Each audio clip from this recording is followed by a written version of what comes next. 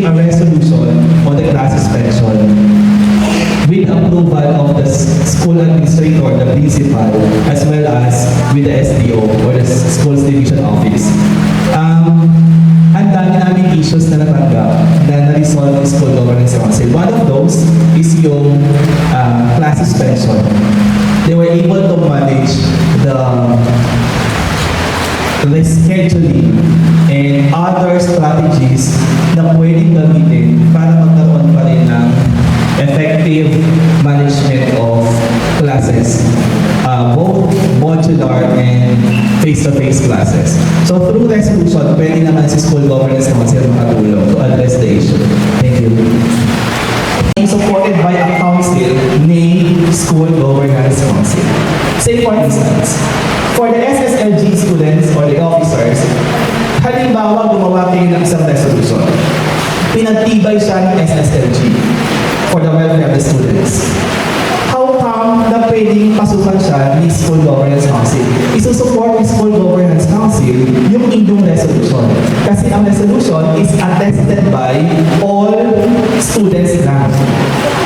Hindi katulad ng School Governance Council, yung resolution na ginawa ni SSLG, pwedeng pagtibayin pa, mas pagtibayin pa ng School Governance Council, in which ang mga signatories niya, nandun ng SPTA, nandun ng DSO, nandun ng DTD, nandun ng faculty, nandun ng SGC. So mas matibay siya. Mas gaganda yung inyong mga resolutions. At supported kayo ng all organizations. Nasa matibay pa. All members should be entertained.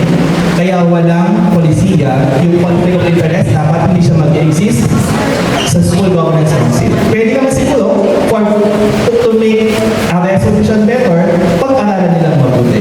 Isa sa mga roles and responsibilities ng School Governance Council is yung i-harmonize lahat ng activities. In terms of school activities, classroom activities, manual o hindi, and then policy building. Okay? May follow up? Sige. What if the school heads are simply following that memorandum? So what can they do to ensure that there is harmony within the whole student body if they want to implement measures for effective learning, but there is a conflict of interest with the school memorandum, with the DepEd memorandum? First statement kanina, sabi mo, nag-a-agree yung school head kay nagko-comply si school head doon sa memorandum. Tama ba? Yes. Tapos, But they differ po in their ways of implementation. okay. Yung implementing strategies kasi, it depends on the situation of the school. For as long as hindi sila nag-delegate doon sa policy, it's okay. May mga localized tayong strategies. For example, sa amin, hindi naman masyadong mainit. So, pwede naman silang mag-wear ng uniform. Kasi malamig naman sa Baguio. Dito sa Pampanga, so walang init. So, they can implement wearing white t-shirts and so on and so on. Diba?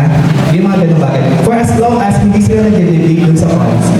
Kapag face-to-face, face-to-face. Kapag online, online or modular. Ganun lang siya. Then, alright, sige. Kung meron mang pakita of yung mic mo, please. Okay, as I have mentioned, programs, activities, and projects of schools, of the DepEd itself, pwede naman siyang i-support ng School Governance Council. So, hindi lang siya nakabox doon sa kung ano lang yung mandate ng DepEd.